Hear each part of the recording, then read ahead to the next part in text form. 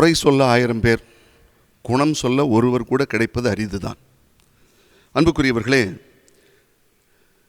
கிறிஸ்து பிறப்புக்கு பிறகு திருக்காட்சி பெருவிழா வரைக்கும் எனக்கு மனசில் தோன்ற ஒரு செய்தி, ஆண்டவராகிய இயேசு கிறிஸ்து எந்தெந்த வீட்டுக்கெல்லாம் போனார், அங்கே என்ன ஆசீர்வாதத்தை கொடுத்தார் அப்படிங்கிறத குறித்து தான் உங்களோடு நான் இந்த செய்தியை பகிர்ந்து கொள்கிறேன். முதல் நாளாகிய இன்று யோவான் நற்செய்தி 2வது அதிகாரத்தில் தொடக்கத்தில் வாசிக்கும் பொழுது கானாவூரில் நடந்த திருமணம். அந்த கானாவூரில் நடந்த திருமணத்தில் திராட்சை ரசம் தீர்ந்து போன குறை ஒன்று இருந்தது. அந்த குறையை அன்னை மரியாளினுடைய பரிந்துரையில் ஆண்டவராகிய இயேசு கிறிஸ்து தீர்த்து நிறைவாக மாற்றி கொடுக்கிறார்.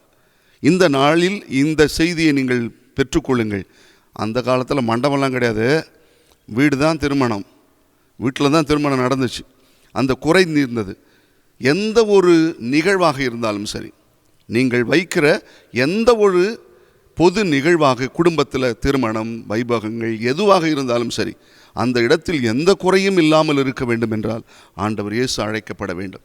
ஆண்டவர் இயேசு வந்தால் அந்த வீட்டில் எந்த ஒரு குறையும் இல்லாமல் அவர் பார்த்துக்குவார்.